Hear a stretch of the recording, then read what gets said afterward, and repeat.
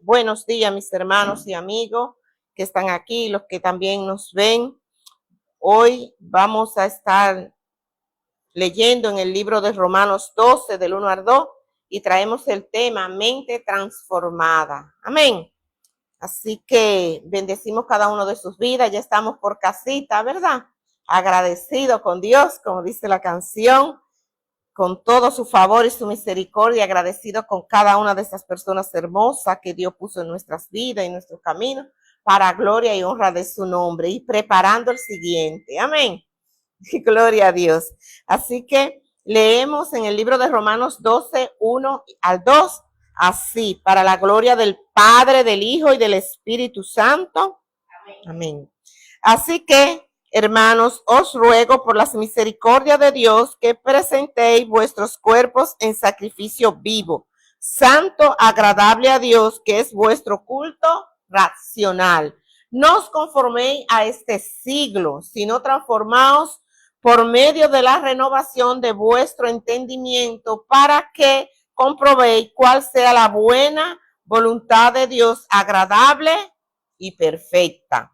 Gracias, Señor, por tu palabra. Bendícenos sabemos que ya leerla hemos sido bendecidos, pero abre nuestro entendimiento, nuestro corazón, para que ella pueda producir el efecto, el cambio en nuestras vidas, conforme por el cual tú lo has traído en este día. Bendícenos una vez más con tu presencia y con tu dirección. En el nombre de Jesús. Amén. Amén. Hoy traemos el tema mente transformada. Cuando nosotros vemos todo lo que existe en esta sociedad, los problemas que estamos enfrentando como nación, como la humanidad entera, como iglesia, como familia, es porque hay unas mentes que no han sido renovadas ni transformadas, sino que están siendo perturbadas por el ambiente del mundo presente y las actividades y las cosas que no provienen de Dios, que han convertido las mentes débiles en mentes caóticas, mentes que se creen que todo está bien, pero al final sus cuerpos, sus vidas, sus acciones son amargura de espíritu. Amén. Cuando el hombre tiene que entender, como predicábamos el domingo pasado, que fuiste creado con un propósito. Y cuando te sales de ese lineamiento, tu vida va a ser caótica. Porque la silla se creó para que uno se siente. La mesa para que usted vaya, escriba y coma. Si usted se siente en la mesa y come en la silla, hay problema. Entonces, hoy en día, el apóstol Pablo nos dice aquí, así que hermanos, os ruego por las misericordias. ¿Qué es la misericordia? Ese favor que tú no mereces, ni yo merezco, de Dios, que presentéis vuestros cuerpo físico, porque a veces creemos que no, en sacrificio vivo, santo, agradable a Dios, que es vuestro culto racional. Pablo nos exhorta a los cristianos, a los que ya hemos creído, y exhortamos a los que aún no han creído, a que por medio de la misericordia de Dios, de su amor, debemos presentarnos ante Dios como sacrificio vivo. ¿Qué es un sacrificio? Es algo que usted hace que le cuesta.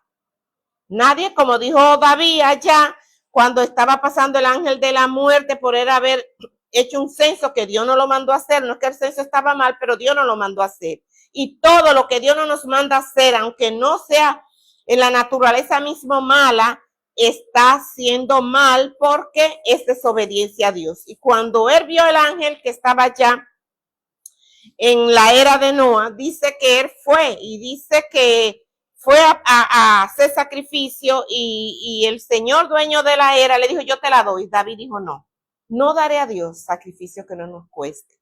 Dios no quiere que le demos lo que no nos cuesta nada. Dios quiere que le entreguemos nuestra vida, nuestras acciones, nuestros deseos más íntimos. Hay cuantas cosas que le hemos entregado a Dios, amén. Pero no aquello que nos sobra, aquello que nos cuesta. Amén. Entonces, ese sacrificio debe de ser vivo. O sea, que hay sacrificios muertos. Porque si el apóstol Pablo dice, en sacrificio vivo, santo, agradable a Dios, que es vuestro culto racional. ¿Qué nos quiere decir el apóstol Pablo? Que hay sacrificios muertos, que hay sacrificios que no son santos y que hay sacrificios que no agradan a Dios porque su naturaleza es muerte y su naturaleza es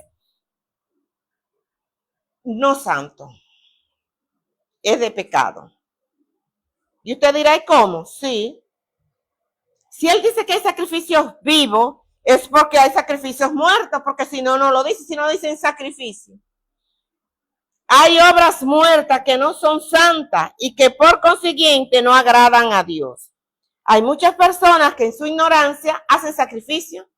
Nosotros estamos en un país muy religioso y que se practican muchas cosas y que nosotros fuimos enseñados desde nuestra niñez a creer que cuando hacíamos ciertas cosas, ciertos sacrificios en nuestras casas o íbamos a ciertos lugares, nosotros entendíamos que eso era un sacrificio a Dios y que era santo y que era vivo, pero era una mentira porque todo lo que la Biblia nos respalda no es verdad. Entonces nosotros hacíamos sacrificios muertos, nos sacrificábamos pero era muerto y no eran agradables a Dios, porque Dios es un Dios de vivo. ¿Usted sabía? Dios dice, yo soy el Dios de Abraham, de Isaac y de Jacob. Él no dice, soy Dios de los muertos. Él los mienta vivo. Dios es un Dios de vivo. Así que Dios no es Dios de muerte. Entonces hay muchas personas que en su ignorancia, como les decía, hacen sacrificios de todo tipo, pero no santo. Pero los mismos no son a Dios agradables, sino a los demonios. Y ellos creen que es a Dios, pero no es así. No son santos ni puros y por consiguiente desagradan a Dios. ¿Cómo saber que un sacrificio es santo, que es puro y es agradable a Dios? Simple. Busca ver qué dice la Biblia de tal sacrificio que tú estás haciendo, de tal actividad. Tú dices, no, porque así fueron mis padres, mis abuelos. Ajá. Usted va a seguir con sus padres, sus abuelos, si ellos tuvieron en un error, ellos los enseñaron en un error, no se les dio la oportunidad de cambiar ese error y usted va a seguir así. No podemos, ¿verdad? Entonces, todo lo que la Biblia no establece y usted lo hace, no es santo, ni es puro, ni es agradable a Dios. De tal manera, ¿cuál práctica que tú realizas, por más normal que sea en tu entorno, si la Biblia no lo dice que lo haga, no es normal, no es santo, es sacrificio, pero no es santo ni es agradable a Dios. Si lo que realizamos no adora a Dios, no va, usted dice, pero yo lo hice a Dios, usted lo hizo a Dios, pero ¿cuál fue el medio? Porque yo pienso que hasta los ladrones salen y dicen, si Dios quiere, para ver si roban, y esa no es una buena actividad. Y el que miente dice, voy a mentir y a ver si no me pillan. Entonces no es agradable a Dios. Por eso el apóstol Pablo nos invita, en primer lugar, a que no nos conformemos a este siglo. No nos conformemos a su estilo de vida y a sus prácticas. Cuando nosotros vamos aquí en el mismo libro de Romanos 8, ¿qué es no conformarnos a este siglo? Simple. Mire cómo está este siglo. Vamos a leer Romanos 1 desde el 18 al 14. Disculpen, no 8. Romanos 1 desde el 18 al 14. Dice la culpabilidad del hombre. Para que usted vea por qué el apóstol Pablo habla a este pueblo de Roma, que era un pueblo que en esos tiempos era totalmente perdido, totalmente practicaba todo eso que usted ve, todos esos cultos, todas esas prácticas paganas, toda esa hechicería, toda esa consulta espíritu, todas esas cosas que la gente hace y los ve normal, ya eso tiene muchos años que se practicaba ya. Y por eso el apóstol Pablo habla a la iglesia de Cristo, a Roma, y le dice, aquí, ¿por qué no nos debemos conformar al estilo de vida y a las prácticas de este siglo? Simple, para que usted tenga un panorama de lo que se practicaba, como hoy se practica, y lo vemos normal, pero no es normal ante los ojos de Dios. Dice así, Romanos 1:18 en adelante, porque la ira de Dios se revela desde el cielo contra toda impiedad e injusticia de los hombres que detienen con injusticia la verdad. Porque lo que Dios se conoce le es manifiesto, pues Dios se lo manifestó. Porque las cosas invisibles de él, su eterno poder y deidad, se hacen claramente visibles desde la creación del mundo, siendo extendida por medio de las cosas hechas, de modo que no tienen excusa. Pues habiendo conocido a Dios, no le glorificaron como a Dios, ni le dieron gracias, sino que se envanecieron en su razonamiento y su necio corazón fue entenebrecido. Profesando ser sabios, se hicieron necios y cambiaron la gloria de Dios incorruptible en semejanza de imagen de hombre corruptible, de aves, de cuadrúpedo y de reptiles, por lo cual también Dios los entregó ¿a qué? A inmundicia en las concupiscencias de sus corazones, de modo que deshonraron entre sí sus propios cuerpos, ya que cambiaron la verdad de Dios por la mentira, honrando y dando culto a las criaturas antes que al Creador, el cual es bendito por los siglos de los siglos. Por esto Dios los entregó a pasiones vergonzosas, pues aún sus mujeres cambiaron su uso natural por el que es contra naturaleza, al igual también los hombres. Entonces, ¿qué quiere decir esto? ¿Por qué debemos de transformarnos? Porque esto es el siglo. Lo que estamos viendo hoy es la amplitud de lo que había ya, pero dice por su necio corazón, porque conocieron a Dios y no lo glorificaron como Dios. Entonces Dios los entregó a pasiones vergonzosas. Dice aquí y cambiaron la gloria de Dios en el 23, incorruptible en semejanza. ¿Cuántas personas andan haciéndose una estatua que usted le da una patada y ella no le puede hacer nada y ese es su Dios? Pero ¿cuántos no se tienen dioses ellos mismos? Se entienden que ellos mismos son sus dioses, que ellos mismos pueden hacer y deshacer con sus cuerpos, con cualquiera, usan a todo el que tengan que usar con tal de satisfacer su egoísta corazón, pero nunca lo van a satisfacer. Entonces, por eso es que Dios, dice el apóstol Pablo, que no nos conformemos a este siglo, hay que transformar nuestra mente. Si tenemos una mente reprobada, una mente dada al mal, a la mentira, al pecado, al engaño, no podremos agradar a Dios. Con una mente dañada no se puede agradar a Dios, porque Él dice que somos espíritu, alma y cuerpo, y nuestra alma es nuestra mente, donde están todos nuestros deseos, todas nuestras pasiones, todos nuestros anhelos, y debemos sujetarla. Porque el espíritu es el que debe de gobernar. El cuerpo es donde habitamos. El espíritu debe de gobernar y el alma hay que sujetarla. El alma es como el servicio de su casa. Usted no la puede dejar que ella venga y ordene los muebles como ella quiere. Usted le dice, mire, la comida que quiero el lunes es esta, la del martes la otra. Pero si usted la deja, cuando viene a ver, le hace todos los días una cosa que no es la apropiada. Entonces, hay una dureza en el corazón de muchos, tienen mentes reprobadas, no les importa nada ni nadie. Cuando una persona tiene la mente reprobada, solo quiere complacer su egoísta corazón, no piensa. Entonces, en segundo lugar, ¿qué dice Pablo? Debemos renovar nuestro entendimiento. ¿Qué significa renovar? Renovar es cambiar, renovar es mejorar. Es la acción de sustituir algo viejo, desgastado o sin validez por algo nuevo. Qué lindo. Debemos, esa mente desgastada, esa mente reprobada, esa mente sucia, debemos de transformarla, echarla fuera como una ropa vieja que ya usted no se va a poner y traer una mente nueva, lleno de lo bueno, de lo justo, de lo agradable, de todo aquello que vale la pena pensar. Por eso que dice en todo lo justo, dice Filipenses 4:6, en todo lo justo, en todo lo bueno, en todo lo que haya virtud, en eso pensar. Muchas personas se deprimen, muchas personas viven con depresión, con ansiedad, con afán. ¿Sabe por qué? Porque siguen pensando en lo viejo que Dios le quitó. Siguen pensando en las cosas que ya te hicieron, ya te las hicieron, ya no hay forma. Renueva, vacía tu mente y llénala de cosas buenas. Llénala de buenos pensamientos, llénala de buenas personas, ¿verdad? Si fue personas que te hicieron mucho daño, entonces piensa en aquellas que te hacen mucho bien, piensa en aquellas que le hace feliz verte. ¿Por qué seguir estancado hoy en la cosa? No, Dios nos manda a renovar nuestra mente. Y qué bueno, yo cuando leía esto digo, ay, es por eso que yo me gusta tanto estrenar. Estrenar amistades, estrenar nuevas personas, estrenar ropa, cambiar las cosas de la casa. Es bueno porque no nos podemos quedar estancados en lo que fue. Ya eso fue y no será más.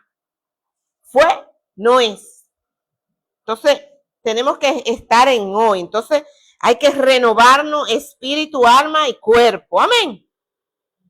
Debemos de tener palabras nuevas, debemos de tener cosas nuevas, porque eso es de Dios que nosotros nos renovemos. Y renovar, como les decía, es sustituir lo viejo, desgastado, que nos sirve de mal nombre por aquello nuevo, bueno y de buen nombre. Es extender la vigencia de un documento. Cuando usted renueva un documento, ¿qué hace? Usted extiende vigencia. Pero usted va a extender vigencia si el documento que usted tenía vale la pena. Si ese documento no sirve, usted, ¡pah! Ya. Son emociones, son sentimientos, son deseos que no eran buenos, usted los saca y no lo entra más. Le pone, si usted tenía ira, le pone gozo. Si usted tenía falta de paz, usted le pone paz. Si usted era iracundo, usted le pone a Dios paciencia. Si usted era falta de amor, usted pone amor, porque hay que renovar. Entonces también, ¿qué es lo otro? ¿Qué es lo otro? Que no es solo renovar, sino que esa renovación sea de nuestro entendimiento. Eso es importante, porque ¿qué es el entendimiento? Es la capacidad humana para percibir, analizar y procesar informaciones y transformarlas en conceptos. Cuando yo tengo la capacidad humana de ver información y esas informaciones yo las puedo procesar y las contexto, en concepto. Usted no sabe que muchos silencios tienen una respuesta. Para las personas que no saben, ¿verdad? Creen que a veces el silencio no es nada, pero dependiendo en el contexto que esté, si usted es una persona sabia e inteligente, ese silencio le dio una respuesta clara, firme y fuerte y adelante. Todo tiene. Entonces, cuando usted tiene un entendimiento diferente y usted razona, ¿qué es lo que Pablo dice? Transformaos de este siglo en la renovación de nuestra mente a través de nuestro entendimiento. Es lo que te dice, cambia la manera de pensar, de hacer y de accionar de las personas de este siglo, pero ese cambio va a venir a ti a través de una renovación que tú vas a dejar aquellas cosas viejas, inútiles, que no hacían bien, y tú vas a poner cosas nuevas, y esas cosas nuevas tú vas a entender cuál es el concepto y para qué te sirven. Es simple, porque a veces nosotros leemos la palabra y no entendemos lo que leemos. Y nos dan tanta homilética y tanta cosa, y nosotros estamos en el aire y no entendemos, no caemos aquí en la tierra lo que se está diciendo. Entonces, solo razonar, sustituyendo lo viejo que me enseñaron por lo nuevo que es la verdad, pero esto sucede al hacerlo con entendimiento, proceso y analizo, entonces tendré un concepto claro de lo que es verdad o mentira, de qué debo seguir creyendo y qué no debo seguir creyendo, porque debemos ser transformados en nuestra mente. ¿O qué debo dejar de creer? Al hacer este ejercicio llego al punto crucial, comprobar cuál es la buena voluntad de Dios. No nos podemos conformar a este siglo, pero Pablo nos manda a que transformemos, a que renovemos y a que entendamos. Pero ¿para qué que Él quiere que nosotros nos renovemos y entendamos? Para que nosotros debemos comprobar cuál es la buena voluntad de Dios. ¿Cuántas personas pasan la vida entera? Ilia Castillo, ¿cuántas personas pasan la vida entera y no saben cuál es la buena voluntad de Dios, agradable y perfecta para sus vidas? Debemos de saber cuál es la voluntad de Dios. Cuando no sabemos la voluntad de Dios para nuestras vidas, entonces nosotros vivimos como dando vueltas, vivimos como a la deriva. Pero cuando yo sé cuál es la voluntad de Dios para mi vida, todo lo que no sea parte de la voluntad de Dios no me afecta, porque yo sé cuál es la voluntad de Dios para mi vida. Entonces, dice aquí que debemos comprobar cuál es la buena voluntad de Dios. Dios dice en la Biblia que su voluntad, la voluntad de Dios es nuestra santificación. Si nosotros vamos a Colosenses, lo podemos leer, estamos temprano, Primera de Tesalonicenses 4, nos dice que la voluntad de Dios para nosotros es nuestra santificación. Primera de Tesalonicenses 4:3 hasta el 8, pero el 4:3 dice, Pues la voluntad de Dios es vuestra santificación, que os apartéis de fornicación, que cada uno de vosotros sepa tener su propia esposa en santidad y honor, no en pasiones de concupiscencia como los gentiles que no conocen a Dios, que ninguno agravíe ni engañe en nada a su hermano, porque el Señor es vengador de todo esto, como ya lo hemos dicho y testificado, pues no nos ha llamado Dios a inmundicia, sino a santificación. Así que el que desecha esto no desecha a hombres, sino a Dios, que también nos dio su espíritu. ¿Cuál es la buena voluntad de Dios? Nuestra santificación. Que en toda manera de vivir y de pensar y accionar nosotros andemos en santidad. Amén. Entonces la voluntad de Dios es buena, es agradable y perfecta. Algo bueno es algo que produce ¿qué? Bienestar. Algo bueno te va a producir bien en toda área de tu vida. Entonces, por eso es que Dios dice que su buena voluntad es que seamos santos. Porque cuando estamos santificados, va a haber buenas cosas en nuestras vidas. Entonces dice aquí, algo bueno, como les decía, es algo que produce bienestar. Algo agradable es algo que nos hace sentir bien en todo tiempo, ¿verdad? De forma continua. Y algo perfecto es algo completo. O sea, Dios quiere que tú y yo nos sintamos bien. Dios quiere que tú y yo estemos alegres continuamente. Y Dios quiere que esa alegría y ese bienestar sea perfecto. O sea, que nada, que no sea una alegría un momento y un desacuerdo otro momento, sino que sea siempre, porque es perfecto, es algo completo, no le falta nada a nuestra alegría en el Señor. Entonces, de forma continua, algo perfecto, es algo completo, no así las prácticas de este siglo. Las personas, de acuerdo a su carácter o debilidad, buscan diversos tipos de placeres momentáneos de los que le ofrece este siglo. Al no tener una mente transformada, al no saber lo que es la voluntad de Dios, que es su santificación, al no querer buscar nada de Dios, ¿qué es lo que le pasa? Que buscan sustituir, porque como leíamos en Romanos 1, como no le creyeron a Dios, Dios los entregó a esas pasiones.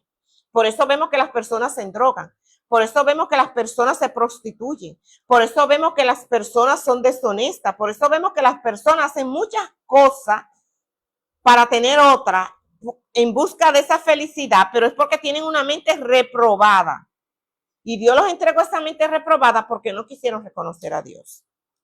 Entonces, por eso hacen todas estas cosas. Usted los ve.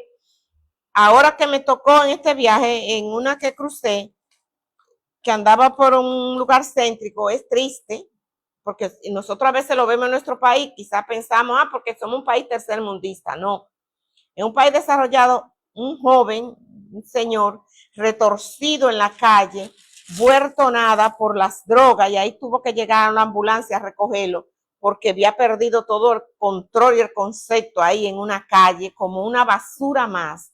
Es triste, ¿por qué? Porque no reconocieron a Dios, porque dejaron que el mundo y todo lo que vende y sus placeres quieren ingerirlo, y después ¿cuál es la consecuencia? Le digo, retorciéndose como una serpiente en plena calle, en pleno centro de una ciudad de Estados Unidos. Entonces, es triste. ¿Por qué? Por una mente reprobada. Tú dices, bueno, en un país donde la gente dice el sueño americano, la gente tiene de todo, ¿cómo es que una gente cae a la indigencia y ya es tan difícil su estado de vida que llega a usar esos tipos de alucinógeno, estupefaciente, como usted le quiera llamar, que lo lleva a un nivel de gravedad que estaba convulsionando en plena calle?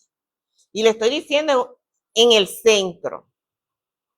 No le estoy diciendo en uno de esos ciudades de esa calle, por lo menos, precisamente ahí en Boston. No le estoy diciendo que era en Lawrence, no le estoy diciendo que era en Dorchester, no le estoy diciendo que era en uno de esos sectores, le estoy diciendo en pleno centro, retorciéndose por eso. ¿Por qué? Porque tienen una mente reprobada, porque no quisieron oír de Dios y se fueron al mundo, a lo que todo el mundo le decía, y ahí ya una vida que sabrás Dios si se pudo salvar, ¿verdad? Porque le pudo dar un infarto y ya, ahí terminó. Entonces, por eso es que Dios nos dice que no nos conformemos a este siglo, sino que transformemos nuestra mente en la renovación de nuestro entendimiento para que sepamos cuál es la buena voluntad de Dios, que es buena, agradable y perfecta. Eso es como para que tú sepas, para que yo sepa cuál es la dirección en la que, cuál debo dirigir mi vida. Amén.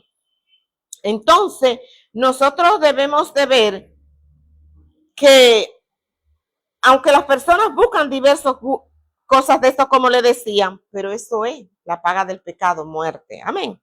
Y es triste y debemos de orar por esas personas que ya han caído ahí, que ahora, aunque tengan deseo de salir, están tan atadas por las tinieblas y por esas mismas cosas que le es difícil. Nos toca a nosotros como iglesia orar, nos toca a nosotros como iglesia asistir. Si conocemos a alguien que está pasando por esa situación, en cuanto podamos profesionalmente buscar a alguien profesional que le ayude, poder orar, poder decirle, estamos aquí. O sea, no es sacarlo, sino decirle, estamos aquí. Cristo tiene una respuesta para tu vida. Entonces, nosotros le estamos diciendo que cada vez que tú o yo, ¿verdad? Nos vamos y salimos y buscamos divertirnos como lo hace este siglo, y luego de día en día, de rato en rato, decimos, entramos a ese mundo, pero salimos con la vida más miserable de cómo entramos. Hacemos esa práctica, pero nuestro corazón cada vez sale más dañado. Cuando a rato tu vida es miserable, antes de hacerlo y realizar cada uno de esos vicios, cada una de esas cosas que tú sabes que están mal delante de Dios. Porque todo el mundo lo hace, yo lo voy a hacer. Tú entras ahí, con el deseo de sentir la felicidad y te sientes tuyo. Como decía un señor, se siente ajeno, pero cuando entra y lo realiza, entonces tu estado es peor, empieza la depresión porque lo hice, mira qué mal me siento, mira cómo he actuado, ya yo que había logrado esto, ya estoy otra vez en lo mismo. ¿Por qué? Porque el enemigo te vende ilusión para agarrarte y después que te agarra, entonces te destruye. Amén. Entonces, que antes de haberlo realizado te sientes vacío. Después de que lo realizaste, querías beber, querías abusar de placeres de la vida, querías abusar de otras cosas, pero después de hacerlo te sientes más vacío que antes de estaba alborotadita antes de hacerlo, pero después que lo hiciste te sientes más vacío. ¿Por qué? Porque nada de eso puede sustituir el amor de Dios y la buena moral y honrar a Dios en tu cuerpo. Aumenta cada vez más ese vacío porque creen que es lo que quieren y van cayendo en un hoyo sin fondo, donde solo lo que queda es depresión y soledad. Debemos transformar nuestra mente de una mente a una mente, nuestra mente debe de ser transformada. ¿Por qué? Porque una mente transformada siempre procurará la dirección de Dios en todo lo que hace. No debemos convertirnos al mundo ni seguir sus pasos. Siempre debemos saber cuál es la buena voluntad de Dios. Si transformamos nuestra mente, no podemos tener la mente de Cristo. Dice en 1 Corintios 2:16 que nosotros tenemos la mente de Cristo, pero si la hemos transformado. Pero si la dejamos allá en el viejo hombre, haciendo las mismas cosas, deseando las mismas cosas, viviendo igual, como dice, vinimos a Cristo, recibimos un estudio o hicimos una confesión de fe, pero seguimos, como siempre le he dicho, el perro vuelve a su vómito y el cerdo a su cieno, no hemos tenido la mente de Cristo. Y nosotros tenemos la mente de Cristo. Por eso que muchas personas dicen, pero yo no entiendo qué pasa contigo. Porque muchas cosas no nos sorprenden, porque tenemos la mente de Cristo. Y tener la mente de Cristo implica que Cristo le dijo a Natanael, te vi a donde tú estabas, allá debajo de aquel árbol.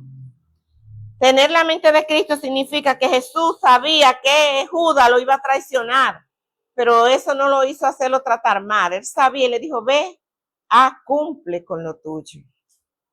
Cuando tenemos la mente de Cristo, tenemos unos ojos espirituales, unos ojos más allá de lo que usted y yo vemos. Lo que vemos aquí físicamente es apariencia, pero cuando esos ojos espirituales se abren a algo, usted ve hasta lo que no se ve. Físicamente hablando, literalmente hablando. Entonces, al tener la mente de Cristo, no podemos ser engañados. Jesús sabía, como le decía, que Judas lo iba a entregar. Una mente transformada es una mente madura y saludable, pura, santa y agradable a Dios. Entonces Dios nos mostrará el camino que debemos de seguir. Hasta aquí la palabra de hoy. Espero que haya sido de bendición y que los amigos que nos ven puedan pedirle a Dios que transforme su mente, porque nuestra mente es la que guía nuestros pasos. Por eso Dios dice que no traigamos a memoria las cosas pasadas. ¿Qué son las cosas pasadas que no debemos de traer a memoria? Lo que fui, lo que hice, todas esas cosas que Dios nos perdonó, porque entonces no nos van a dejar llenar nuestra mente de las cosas que Dios quiere que llenemos. Así que hoy te digo, si tú conoces de Cristo y has tenido la mente un poco divagando por ahí, perdida, las cosas deben de ser llenadas, los espacios tienen que ser llenados. Lo vaciate del mundo, tiene que llenarlo de Dios. Los espacios vacíos, viene cualquiera y los llena. Debemos de ser sabios. Si ya te pediste perdón, te arrepentiste, entonces ahora te toca llenarlo de buenas acciones, de buenas palabras, de la palabra de Dios, para que esté todo lleno y no haya nadie. Así que oro por ti, y si tú no conoces a Cristo, para que ora ahí, pídele a Él que entre a tu vida, a tu corazón, que perdone tus pecados, que tú sabes que tú has estado por malos caminos, porque todos anduvimos descarriados, sin esperanza y sin Dios, sin excepciones. Esta que le habla aquí también estuvo sin esperanza y sin Dios, descarriada y lejos de la ciudadanía de Israel, pero fue inteligente. Un día, a mis 20 y pico de años, le dije sí a Cristo, sin saber qué iba a hacer con mi vida y sin saber qué iba a hacer con ser cristiana en un medio donde nadie lo era, pero lo dije que sí. Hasta el día de hoy Cristo ha sacado las mejores sonrisas de mi vida. Cristo ha sido bueno, y así te digo que Él lo hará contigo. Si tú le has recibido pero te descarriaste, no perseveraste, vuelve y reconcíliate y dile que entre a tu vida, a tu casa, a tu corazón, a tu familia, que perdone tus pecados y que inscriba tu nombre en el libro de la vida. Y si tú lo haces con fe, creyendo, como dice Romanos 10, 9 al 10, que si confesares con tu boca que Jesús es el Señor y creyeres en tu corazón que Dios le levantó de los muertos, serás salvo, porque con la boca se confiesa para salvación y con el corazón se cree. ¿Verdad? Entonces tú debes de hacerlo, y si oraste, yo le pido a Dios que te ayude a permanecer firme, que transforme la mente, que transforme tu corazón, y que Él te muestre cuál es su buena voluntad para tu vida, la cual es buena, es agradable y es perfecta. Así que, amigo, hermano, que Dios te bendiga y que Dios te guarde.